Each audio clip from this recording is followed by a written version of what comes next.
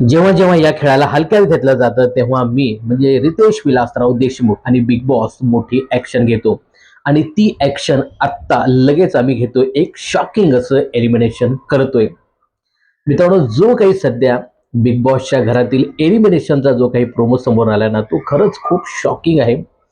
एक strong contestant big बॉसच्या घरातनं बाहेर पडणार आहे. मित्रांनो, सोशल मीडियावर जे काही नाव सध्या समोर येतं ना, ते खरंच खूप शॉकिंग आहे. एकूण 7 सदस्य हे घराबाहेर जाण्यासाठी नॉमिनेट झाले होते. त्यापैकी रुचिता जामदार हिने बिग बॉसच्या घराचा निरोप घेतला असं बोललं जाते. खरंच मित्रांनो, खूप शॉकिंग आहे. जे काही वोटिंग ट्रेंड यायचे त्याच्यामध्ये रुचिता ही टॉप 3 मध्ये वोटिंग घेताना दिसत होती. तरी रुचिताला बिग बॉसच्या घराबाहेर का काढलं गेलं असा प्रश्न सध्या उपस्थित केला जातोय. आता खरंच रुचिताला बिग बॉसच्या घराबाहेर काढलंय की तिला सिक्रेट रूम मध्ये ठेवलंय की अजून काही ट्विस्ट आहे, हे आपल्याला आजच्या भागामध्ये पाहायला मिळणार आहे. पण सध्या रुचिताचं जे काही नाव समोर येतं ना, ते खरंच खूप शॉकिंग आहे. जो काही प्रोमो समोर आलाय त्याच्यामध्ये सागर कारंडे, त्यानंतर विशाल, रुचिता हे सगळे ओक्साबोक्शी रडताना दिसत आहेत. त्यामुळे असंच एकंदरीत पाहायला मिळते की रुचिता हीच घराबाहेर गेली.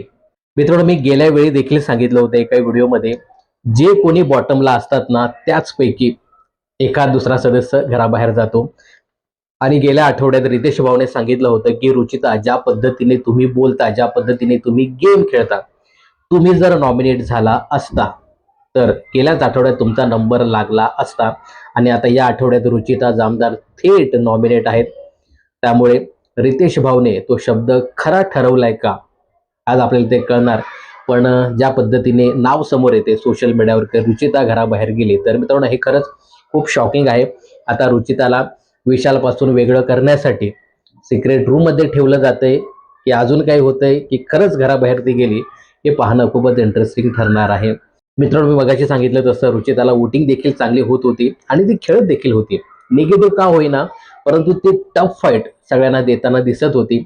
असं असून देखील रुचिताचं घराबाहेर जाणं हे शॉकिंग आहे. त्या रुचिताच्या इव्हेक्शन बद्दल तुम्हाला काय वाटतं? तर रुचिताचं इव्हेक्शन फेअर की अनफेअर आहे, यासोबतच रुचिताला सिक्रेट रूम मध्ये ठेवतील का, याबद्दल तुम्हाला काय सांगायचंय, तुमचं काय मत आहे, हे सुद्धा कमेंट्स करून नक्की सांगा. बिग बॉस आणि मनोरंजन क्षेत्रातील अशाच फिल्मी अपडेट जाणून घेण्यासाठी चॅनल जर सबस्क्राईब केलं नसेल तर जरूर करा.